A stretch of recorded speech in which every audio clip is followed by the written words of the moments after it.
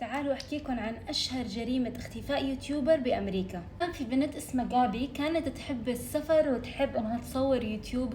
جابي كان عندها مثل فان صغير لونه أبيض كانت تروح فيه مغامراتها، وبنفس الوقت كانت مخطوبة من شخص اسمه براين. في مرة من المرات جابي راحت معاه رحلة سفر.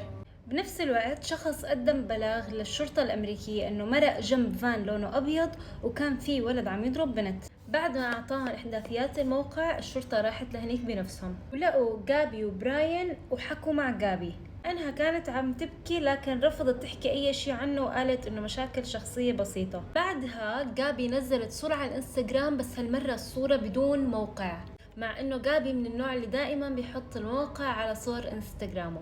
يوم 30 أغسطس وصلت رسالة من جابي لأمها عم تطلب فيها تساعد ستان.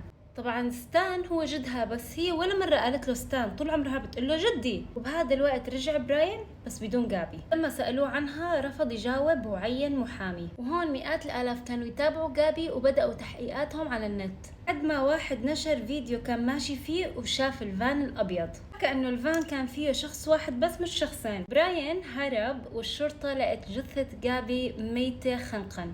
أما براين لقوا جثته هو منتحر بالرصاص وفي جنبه مثل دفتر مذكرات كان كاتب فيه إنه هو اللي قاتلها. للأسف. سووا سبسكرايب على اليوتيوب لحتى نوصل 150,000 قبل يوم الجمعة الجاي.